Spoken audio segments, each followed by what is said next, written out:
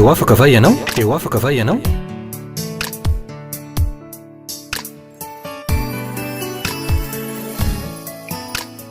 Fandarana iarana fiangonana Refi Androndra kely. Eny ary tompoko, ampifaliana lehibe indray no hanaterako ny arahaba ho antsika tsiraray avy izay manaraka ity fandarana ity amin'izao maraina izao. Manonona ihany koa ny fitahin'Andriamanitra sy ny fahatsarany rehetra eo amin'ny fiainanao ny tenako amin'izao fotoana izao. Eny, na aiza ny toerana anarahanao ity fandarana ity dia engane ny Tompo Andriamanitra Rain'i Jesosy Kristy ary le Andriamanitra izay vavahantsika hanome anao ny fahasoavana sy ny fitahiany lehibe ao amin'ny fiainanao sy ny ankonanao amin'izao taona vaovao 2020 izao. Isaorana ihany koa Andriamanitra nanome antsika indray ny androany izay ahafahantsika mifampahery, ahafahantsika ihany koa mianatra ny teniny, ahafahantsika hifampivavaka ihany koa satria ity fandarana ity dia natao hifampizarana ny tenin'Andriamanitra nefa ihany koa natao ahafahana hifampivavaka mba hatsapahanao hoe ny herin'Andriamanitra dia afaka hiasa hikasika ny olonao, hikasika ny aretinao ary ihany koa hampandresy anao amin'ny ady rehetrarehetra izay atrehanao. Io indrindra no tiako hanetanana antsika tsiraray avy amin'izao fotoana izao. Mety ao anatina ady tokoa ianao, mety vao manomboka ty ny taona dia misedra ady ianao, mety vao manomboka ny taona dia ao anaty olana ianao, mety vao manomboka ny taona dia mety ao anaty aretina ianao, mety vao manomboka ny taona dia mety mandalo fasarotana ihany koa ianao. Zao nefa nitsarovy fa ozy voalazan'ny Baiboly tsy hanary antsika mandrakizay Andriamanitra. Amin'izao fiandohan'ny taona izao manome toky anao fa manoloana zany tranga rehetra atrehanao zany tsy manary Andriamanitra, tsy manary antsika Jesosy. Eo anirantsika foana izy ka isaorana izy Andriamanitra. Ka amin'izao fotoana izao dia isaorantsika lehibe moa Andriamanitra noho ny fahasoavany sy ny fitahiany manokana ka tanteraka soamatsara tontosa antsakany sy andavany ny fotoana tamin'ny alahady teo izay nandraisantsika ny tsodrano avy amin'ny ray aman-dreny izay nitondra izany tsodrano zany tao amin'ny Palais des Sports tamin'ny alahady fahaeniny volana teo. Tena isaorana lehibe tokoa Andriamanitra ary isaorana ihany koa tsika marobe izay tonga nandray naka izany tsodrano zany avy amin'ny lahan'Andriamanitra. Tsapatsika tokoa no mazava-dehibe ny tsodrano, tsapatsika ihany koa ny heriny zany ateo tsodrano zany, indrindra hoe ny andony taona fiandohan'ny taona vaovao dia tsy maintsy maka tsodrano, tsy maintsy maka le tsodrano avy amin'ny mpanompon'Andriamanitra isika. Isaorana lehibe Andriamanitra, maro tsika ny tonga, maro tsika ny azakazaka, maro tsika ny nanana fientanam-po mihitsy hoe andray tsodrano tamin'ny alahady fahaeniny volana janoary teo io. Eny tokoa ataoko hoe maro tamintsika ary ny tsy tafiditra tao anatin'ny lapan'ny kolontsaina fa tany ivelany, nefa n'izay tena resy lahatra hoe raha tamin'ny finoana nandraisanao nahatongavanao tao aka ny tsodranonao avy am-panompon'Andriamanitra dia mino izahay fa ho tanteraka ho marina ary ihany koa ho amafisin'Andriamanitra amintsika rehetra izany herin'ny tsodrano avy amin'ny lehilahin'Andriamanitra izany. Io tsodrano tokoa mantsy ry havana dia ambara amintsika izay manaraka ankehitriny fa efa fomba fanaon'Andriamanitra mihitsy izy io, tena prinsipan'Andriamanitra mihitsy hoe raha misy vahoakan'Andriamanitra, olon'Andriamanitra dia tsy maintsy omena tsodrano izy. Ohatra amin'izany zao i Adama sy Eva izay voalazan'ny tenin'Andriamanitra ao amin'ny boky Genesis toko voalohany dia manomboka tao amin'ny 2:20. Genesis toko voalohany dia ao amin'ny 2:20 dia toy izao vaky ny tenin'Andriamanitra amin'ny anaran'i Jesosy namakiko azy. Ary Andriamanitra nanao hoe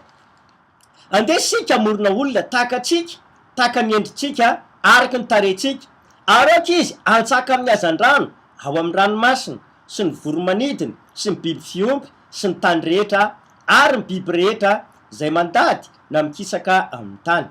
Ary Andriamanitra nahary ny olona tahaka ny endriny, tahaka ny endrik'Andriamanitra namoronany azy, lahy sy vavy namoronany azy. 20 Ary Andriamanitra nitsodrano azy ka nanao hoe maro afara sy mahabetsah ary mameno ny tany ka mampanim-po azy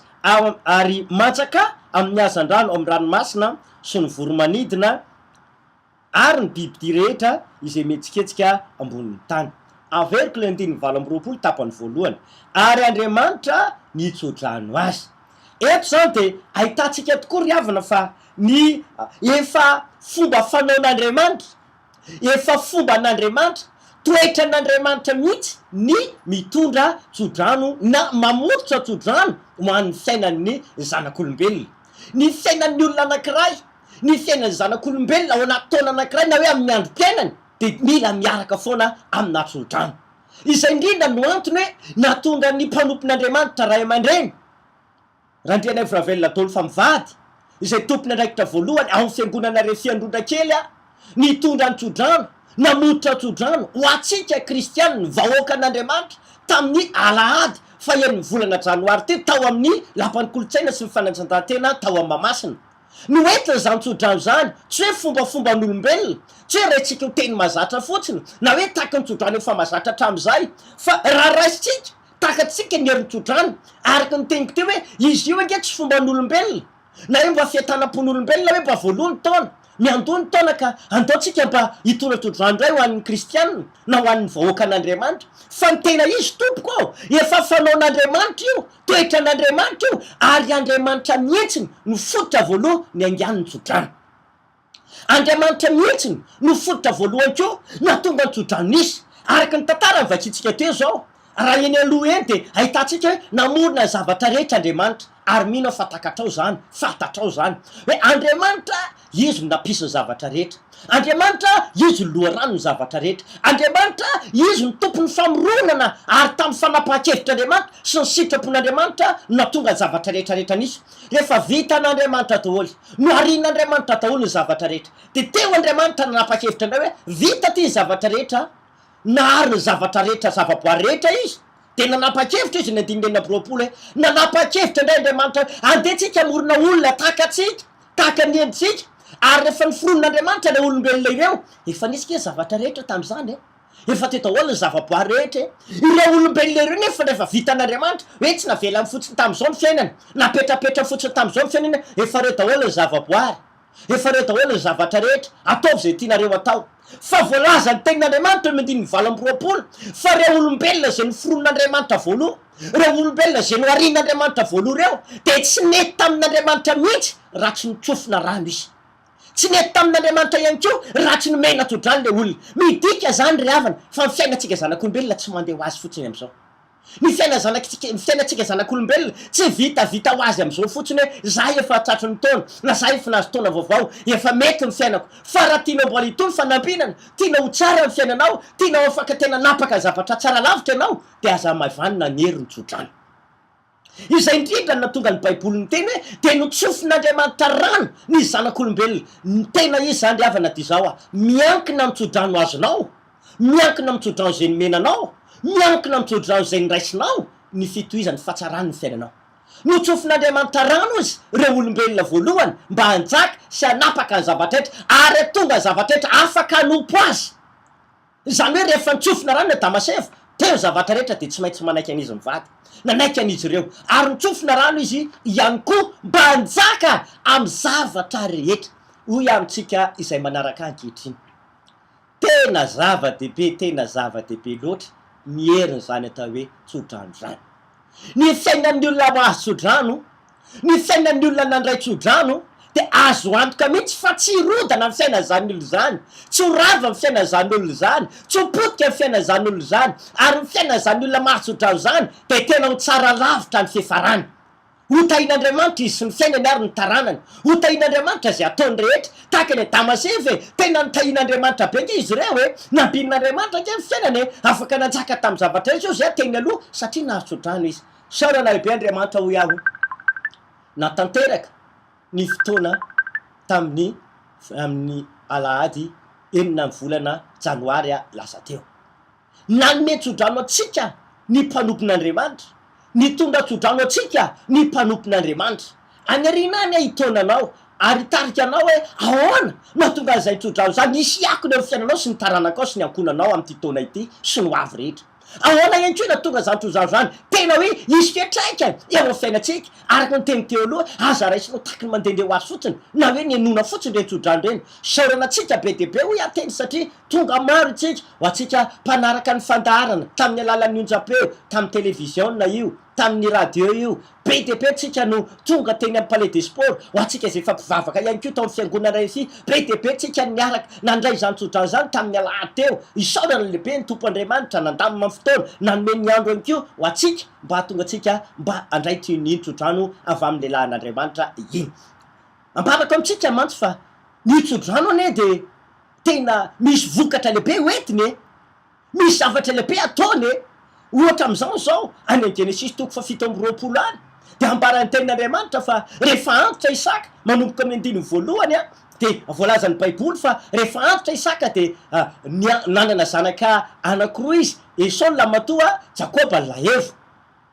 rehefa nanomboka tena efa hoe fatany efa madiva ho faty izy efa pana ny masony efa tsy mahita intsony izy de nampiatso any Esau lamatoany izy tamin'izany fotoana izany hoe mandeha any ianao ranaka mandeha na alainy fiazanao alainy fitaovana fiazana mandeha any ianao makany an-tsaha de miazah ianao ka anaovy any piako mba hitsofako ranonao mialohan'ny afatesako i Rebeka koa tetsy an-daniny naheno any kio hoe miantso any zanany lamatoa Isaka de nanomboka niazakazaka anakany amin'ny Jakoba indray Rebeka ka niteny taminy hoe efa reko ny rainao efa fantatro izy fa hitsodrano any Esau lamatoa kanefa zao hoe tiako anao nitsodrano anaka fa tsy ho any Esau ny zany mandeha any anao makany amin'ny ondry amanosy makazana kosa anakory tena tsara indrindra anao ka ataty ho karakaraiko anao voaka nyty mba ho an'ny rainao mba ho azonao nitsodrano fa nay Jakoba rake tena nangeta ety ho azy le tsodrano na ny fantatry izy mba ho anazy le tsodrano fa saingy zao nanana fanahitsy hoe tompo raha ohatra moa zany ka fantatry ny raiko satria samihafa ake mivoloko ny toe-batanay sy Esau Esau volombolona fa za kosa malamalama hoditra ahoana tompo ahoana reniko raha ohatra ka fantany hoe Jakoba ity olona ity fa tsy Esau so de ozona no azoko fa tsy tsodrano teo zany de nanomboka nisy fanirina tao anatin'ny Jakoba tena tiako anazy zany tsodrano zany tiako raisiny zany tsodrano zany tiako azoko zany tsodrano zany ary zay natonga anazy hoe tsy naninona na nisy fanahina kely nisy tahotra tao aminy fa nanao zay fomba rehetra izy mba azahoany tsodrano ary te indrindra ny tiako atongavana hoe ny tsodrano tompoko de afaka isy fiatraikany lehibe eo amin'ny fiainako sy ny fiainanao ny tsodrano ataona lehilahin'Andriamanitra de afaka atonga ny fiainan'ny olona tena lasa lavitra atonga ny fiainan'ny olona tafavoaka atonga ny fiainan'ny olona entiny zavatra ao ataony satria jereva atsika nge zavatra nitrangy rehefa azo ny Jakoba tokoa ny tsodrano somary dingako ny tantara azo ny tsodrano nanome tsodrano anazy ny rainy lasa izy nandeha satria Esau tamin'izany fotoana zany tezitra satria tsy azony Esau ny tsodrano fa lasa ny Jakoba lasa izy satria ny rany reniny izy ary nitsofony Jakoba rano hoe nitsofony Isaka rano azafady hoe mandeha any makanesa any Mesopotamia misy lehilahy anadahany reninao any Labana no anarany mandeha any aloha anao makany hiala ny fatezeran'ny Esau zokonao mandeha any anao makany ka any anao makavady notsofona rano izy nandeha tany fa zavatra misy tompoko de ity rehefa tonga tao amin'ny lehilahy atao hoe Labana io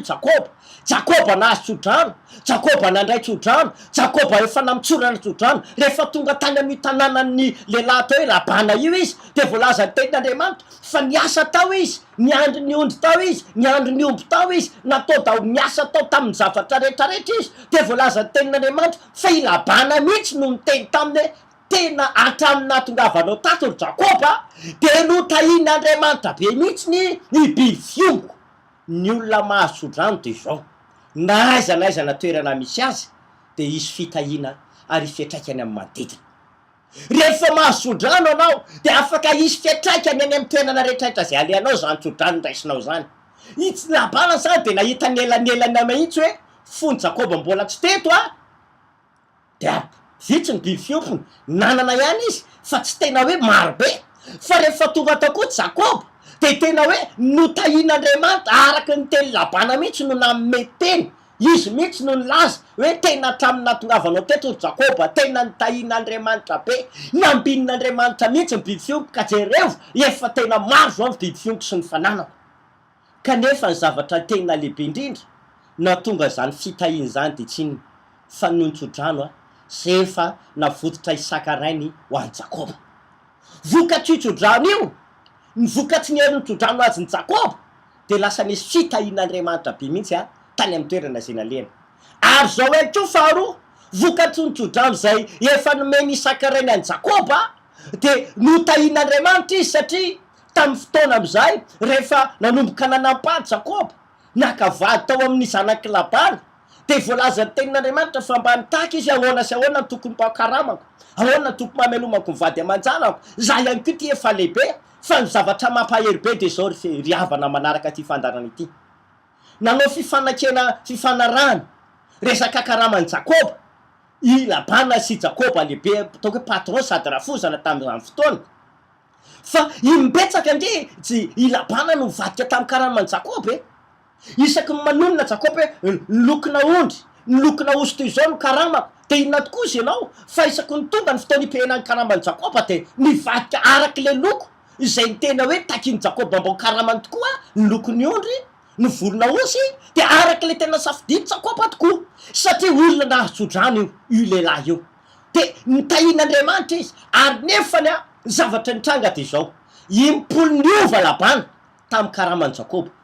tsy moramora nge zany hoe impolo mivadika impolo niova tamin'ny fandoavana ny karama tsy nanome mihitsy Labana isaky ny tonga ny fotoana ampehana ny karamany Jakoba tsy mety manome Labana mivadika Labana tonga ndray ny andro manaraka mivadika ana izy hatrany amin'ny fanimpolony niova foana Labana kanefa n'izao zavatra mampahery tompoko rehefa tahin'Andriamanitra nahazo tsodrano ny olona anankiray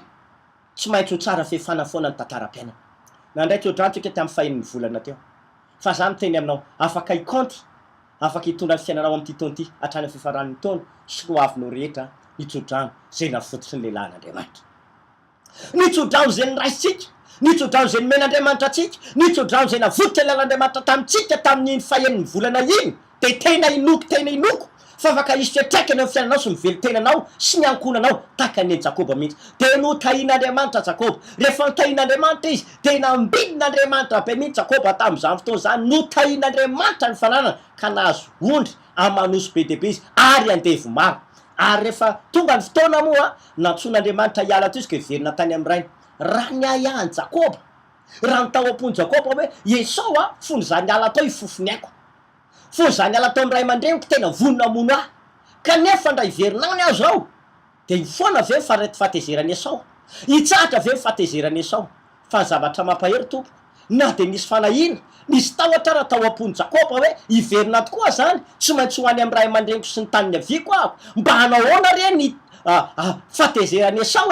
hanahoana re zavatra mety hitranga sy hitsenahy fa isaorana ny tompo Andriamanitra ny olona rehefa mahazo tsodrano miova daholo ny tantara rehetra inona ho sika nandeha tokoa Esau i Jakoba araky ny voalazany tenin'Andriamanitra hoe Esau de nanomboka niandry any Jakoba tokoa tamin'ny fahatezerana ary zay no natonga any Jakoba hoe nozarainy toko vitsivitsy reo fananany rehetra nalefa ny tapany voaloha nandefa ny tapany faharoa ary izy rehetrarehetra ny tapany fahatelo de sady andeha ako fa raha ohatra ka vonony de Esau natao mety ho ravainy ny tapany voaloha sy ny faharoa am'ireo andihany zay nalefako ireo mety mba ionona am'ireo fa fahatezerana sa mety afaka ilefa izy tsy mety tsy fantatra zay kajikajy tao an-tsainy tao sy tao am-pony tao fa isaoran'Andriamanitra raha eritreretiny Esau hoe amonany Jakoba raha nieritreretiny Esau hoe andrikanany Jakoba matifaty fa ozy ny tenin'Andriamanitra rehefa niona izy miralahy de fifandraisan-tanana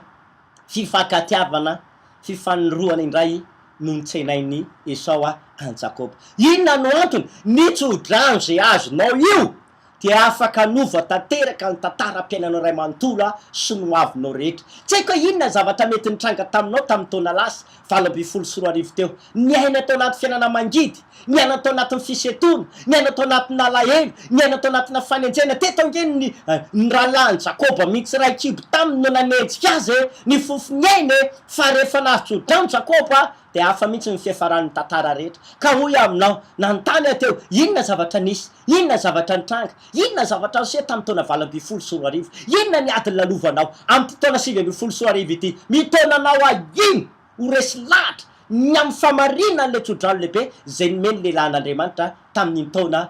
tamin'iny fiandohan'ny taona iny fa iny volana janoary teo mino ianao tena mino satria zo voalaza ny boky ny tantara faharoa toko faharoapolo amin'ny andininy faharoapolo tapany farany de miteny manao hoe minompa aminany de ho ambinina enao, minompa aminany ozy, mino ny lehilahin'Andriamanitra, mino ny iraka nalefan'Andriamanitra amotra tsodrano anao, mino reny tsodrano reny hoe tsy avy amin'ny fiatanam-pony fotsiny reny, tsy avy amin'ny mba fanriko zao mitsodrano etiko amin'ny fiangonana am'ty taona ty, fa minompa aminany, mino ny lehilahin'Andriamanitra zay namotra tsodrano atsika. Fa hoy aho teny aloha hoe ny fiainana olona anankiray zay nahatsodrano, ny fiainana kristianina zay nomena tsodrano, fiainana kristianina zay namitsorana tsodrano a de tsorava, tsy ho potika zany anatin'ny taona anankiray sy no avy. Afaka isy fiatraka be mihitsy zany tsodrano zany. Ka io ny tomako anao zany hoe ahoana ary no atonga ny tsodrano zay nomeny mpanompon'Andriamanitra, mety tsy tonga tany ianao, mety tsy afaka nanatrika tany ianao, fa za kosa ty ampahery anao androany.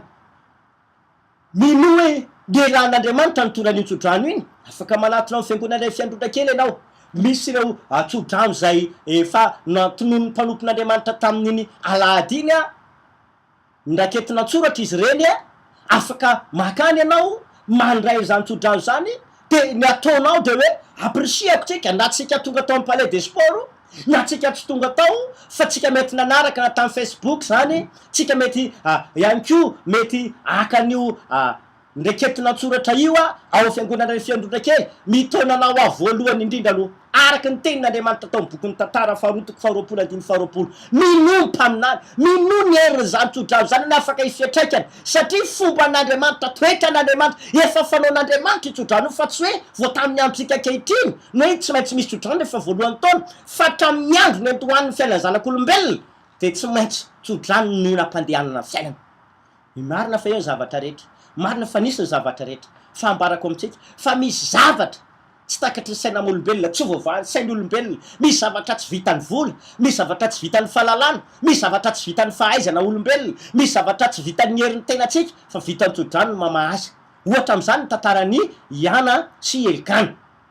Iana sy Elikana nge voalaza tenin'Andriamanitra fa rehefa nivady izy roa ireo araky voalazan'ny boky Samuela voalohany, de ao amin'ny toko faharoa andiny eo amin'ny andiny faharoapolo, tsy niteraka Iana, nataon'Andriamanitra momba izy, fa rehefa nivavaka izy de nitsofy ny hely rano hoe tsodrano anao ahako, azo taranaka ianao, omen'Andriamanitra anao ny zay zay nangatanao taminy, de nahazo azalaty koa izy fa nanao fanamby Iana hoe raha tsaron'Andriamanitra ka omen'Andriamanitra zaza ahako de atolotra an'Andriamanitra io zaza io. De zay natonga Samuela hoe natolotra hanompo tao amin'ny tempoly nanompo any heli-pisorona. Fa rehefa laso io zaza io tsy manana nge zany izy tsy nisy ke teo am-pelantanana zany, satria olona momba tsy niteraka, fa rehefa nomen'Andriamanitra izy de nahazo tokoa, fa saingy io raha io any. Fa ozy ny Samuela faharoa, Samuela voalohany toko faharoa andiny faharoapolo hoe de ny tsodrano anyana mivady i heli-pisorona ka ny teny manao hoe omen'Andriamanitra zaza ne nareo osolo le fanomenareo ny tsodrano azy. De hoy any teo aloha, misy zavatra be de be tsy vita amin'ny fahaizana olombelona, tsy vita amin'ny fahalalàn'olombelona, tsy vitan'ny vola, tsy vitan'ny fanampin'ny hafa, fa vitan'ny tsodrano mampitsimbadika azy. Satria na de efa tsy nanan-janaka ary Iana sy Elikana, vokatry ny tsodrano nataon'ny mpisorona, nataon'ny lehilahin'Andriamanitra, de nahazo va zanaka telo amin'ny rahalahy sy vavy anakiroa indray izy ireo, satria nahazo tsodrano. Indrindra teneko aminao, natonga ny tsodrano zay nentin'ny mpanompon'Andriamanitra tamin'ny alahady teo io mba ho tanteraka marina, izy fiatraikany amin'ny fiainanao sy ny taranako sy ny ankonanao amin'ity taona ity sy no avy, de mitonanao mino, tena mino fa tsodrano avy amin'ny lehilahin'Andriamanitra ireny, tsodrano avy amin'ny mpanompon'Andriamanitra ireny, mino ianao, tena miantso anao anana finoana lehibe mihitsy hoe i tsodrano iny afaka hitany ankonako Andriamanitra, afaka hitany asan'ny tanako tahaka ny Jakoba Andriamanitra, afaka hitany fiainako ka horavany fanenjehany, potika ny fanikiliany, potika ny faharavany, reny rehetrarehetrarehetra ireny vokatry ny tsodrano, de afaka ho marina eo anatrehanao ny tsodrano ka ho rava atao ny zavatra tsy nahafinaritra rehetra. Izay indrindra no antsokanao voalohany hoe tena manana finoana tompoko. Ny finoana nge de anisan'ny mikonto be ao anatin'ny baiboly ny olona manam-pinoana ihany, manam-pinoana ny amin'ny tsodrano, manam-pinoana ny zavatra ataon'Andriamanitra no afaka isy fiatraikany amin'ny fiainana daholo zavatra ataon'Andriamanitra rehetra. Ka zay natonga antsika entanina sy antsona hoe manana finoana ianao. Faharoa manarakaraka izay miantso antsika rehetrarehetra aho, tena tsy hoe nahatsodrano de vita hitsahatra hatreo na hipetrapetraka fotsiny, fa taka ny fiainan'ny Jakoba ndeka rehefa nahatsodrano izy ary tonga tao amin'ny tany nisy any Labana tokoa izy fa ndeha hody makany amin'ny rainy, rehefa izy rery sisa tamin'izany fotoana izany fony izy andeha teny an-dalana ody any amin'ny ray aman-dreniny iny de voalaza tenin'Andriamanitra fa nivavaka Jakoba, nivavaka tena ny fampitolona tamin'Andriamanitra, nanana fiainam-bavaka Jakoba, indrindra ny antsoko anao tena miantso anao amin'ny anaran'i Jesosy aho, atao zava-dehibe loha laharana ny fiainam-bavaka, atao zava-dehibe sy loha laharana ny fiainam-bavaka. Hoe toam-bavaka le tsodrano, Andriamanitra efa nametraka ny tsodrano toam-bava mpanomponao ianao, efa navoditry ny mpanomponao ny tsodrano mba ao anahy, mba hiainako amin'ity taona 2020 ity, mba tonga ny tsodrano iny fiatraikana ny fiainako Andriamanitra, de tahio ny tsodrano iny, toam-bavaka iny tsodrano iny, mivavaha ianao, ianake mivavaka e, Elikana sy ianake mivavaka e, ary Jakoba ke mivavaka e, ny olombavaka ry havanao de afaka izy fiatraika anao amin'ny fiainany izany tsodrano izany, aza mipetrapetraka rehefa azoko iny ny tsodrano, efa anako iny tsodrano, efa nomena anao ny tsodrano, de petrapetraka fotsiny venao fa ndao hivavaka. Ary fahatelo, manasa anao zahay fiangonana Refy Androndrakely, ny lehilahin'Andriamanitra zay nanonona tsodrano anao, namototra tsodrano anao, afaka mbola hampianatra anao, hivavaka ao anao, ampahery anao akeo, anangana anao mihitsy mba olona andray fahasoavana, mba olona tena andray mivokatry ny tsodrano anao, de miantso anareo zahay, na iza ianao, saorana an'Andriamanitra fa na ho anareo hatrany amin'ny faritany ary tonga tao amin'ny Palais des Sports maro, olona lavitra ny Antananarivo tonga tao amin'ny Palais des Sports maro be mihitsy tamin'ny raha iny, aza dranona tamin'iny fotsiny ny fahatongavanao mba hanaraka amin'ny fotoam-bavaka zay ataonay fiangonana Refy Androndrakely, fa miantso anao, manentana anao amin'ny anaran'i Jesosy Kristy aho hoe tongava hanatrika ny fotoam-bavaka zay ataonay amin'ny fiangonana Refy Androndrakely isaky ny alahady, amin'ny fitora sasany tapany voalohany, amin'ny 7 ora ny tapany faharoa, amin'ny raika amby folo ora ny tapany fahatelo ary amin'ny 2 ora sasany kosa ny hariva ny fahaefatra. Miantso anao ahako, tongava ao anatin'ireo fotoana ireo. Misy ihany koa moa ny sampany fiangonana Refy Androndrakely, mety lavitra n'Antananarivo ianao na somary mihataka any renivohitra mihitsy, maro re zanam-piangonana zay any fiangonana Refy Androndrakely no miara-miasa aminy, de manasa anareo zay tongavany amin'ny sampam-piangonana reny, raha tsy tratranao mihitsy makaty Androndrakely, tratranao moa makaty Androndrakely, zava-dehibe zany. Akoatran'izay ihany koa nefa ny talata manomboka amin'ny 7 ora sasany maraina de misy vavaka sy fivadikanina ataonay amin'ny fiangonana Refy Androndrakely, fa ny talata tolakandro manomboka amin'ny 2 ora sasany de misy ny fitoam-panafahana lehibe zay ataonay ao anatin'ny zany fotoam-bavaka izany, anasanantsika io. Ny alakamisy koa torak'izay ihany, 7 ora sasany maraina vavaka sy fivadikanina, fa ny tolakandro amin'ny 2 ora sasany dia misy ny fotoana hanomponan'Andriamanitra, misy fampianarana ao, misy tenin'Andriamanitra ao, misy ihany koa nefa ny vavaka fanafahana zay atao ao. Misy olona moa ndraindray miteny aminay hoe anenareo resaka fanafahana foana, resaka ozona foana, resaka asana devoly foana, fa misy fampianarana maro be zay ataonay ao, kanefa zay resy lahatra be hoe raha ohatra ka mbola misy hery-ozona tsy tapaka, misy devoly mbola tsy voaroko ange fiainan'ny olona na mitsofina rano tahin'Andriamanitra ny olona, mitsofina rano mba ho ambinina ny olona, mety mba misy olona ihany koa mety ampianarina hoe mila miala amin'ny fahotana ianao, mila manolo tena ho an'ny tompo ianao, mila mibebaka any amin'ny fahotanao ianao, fa raha le devoly fototra le fanamam-panotana ao tompoko ao, de be dehibe ny olona nge nanolo tena ho an'i Jesosy, be dehibe ny olona tena mivavaka tsara nangeta hita hoe za nompon'Andriamanitra hatramin'ny farany, fa betsaka amin'ireny olona nge tompoko le lasa miverin-dalana e, lasa miverina anoty e, de iza ny nampanota sy nampiverin-dalana azy otsika zany, tsy le Jesosy ny raisina, tsy ny fanamasina tao aminy, fa mazava be fa ny devoly mampembotra ny olona, mampanota ny olona foana. Misy karazan'ny olona be dehibe mety mandefa mesazy aty aminay na miantso hoe pastera nga ohatr'izany foana fampianaranao, maro ny fampianarana sy ny taridalan'ny tompo zay ampianarana ny olona anatin'ny fiangonana, fa tonga avy ianao de hitanao ohatrany ahoana daholo ny fampianarana zay hoentinay amin'ny fiangonana Refy Androndrakely sy any amin'ireo zanam-piangonana ireo. Misy karazana fampianarana be dehibe ao zay amangina-Andriamanitra anay, fa zay kosa tena resy lahatra hoe tena misy ary manapaka eto ambonin'ny tany ny fanaratsy na ny devoly, ary anisan'ny asa fanomponana nataon'i Jesosy nge zany hoe nandrava ny asana devoly, nanafaka ny olona zay nampahorin'ny fanaratsy, ary mbola nidimbiasan'ny apôstôly, ary maro ny olona zay mino ampiasain'Andriamanitra amin'ny fanafahana. De zay indrindra tompoko mahatonga anay hoe miantso ny olona tongava fa fahasoavana ao zany. Maty vehifarana sa ty fandarantsika, isaorana lehibe Andriamanitra na tanteraka izay fotoanantsika izay. Misy olona ara-tarby io zay afanay mifaneresera aminao sy vavaka ao anao ndray, ary ihany koa afanay fampahery aminao raha misy fanontaniana ihany koa afaka manontany anay ianao, ka andaontsika hivavaka ary amin'izao fotoana petro amin'ny folo ny tananao de mandolery raha afaka mandoalika, raha marary ianao de petro amin'ny faritra marary ny tanao fa hivavaka ao anao. Raha eo sotra anao amin'ny anaran'i Jesosy no fahasoavana sy ny fitahinao rehetra ka tanteraka amin'ny fotoanandroany mivavaka ho an'ireo olona rehetra izay ao anatin'ny aretina olana fahasahiranana amin'ny anaran'i jesosy didiko ny aretina miala ao anatin'ny nofo miala amin'ny vatana miala ny ko ireo karazana olana sy fahasahiranana ary ny sakana rehetra oentin'ny satana tsy hatanteraka nytsodrano raha vaiko amin'ny anaran'i jesosy kristy nizaniza andriamanitra nanaraka izao fandarana izao tsofina rano izy amin'ny anaran'i jesosy a ho tahin'andriamanitra tokoa izy ka ho marina amin'ny tsodrano mpanompon'andriamanitra sotra tompo fa tanteraka amin'ny fotoana amen tahin'andriamanitra tompo dia mirary soantsika rehetra teo afaka va ianao teo afaka va ianao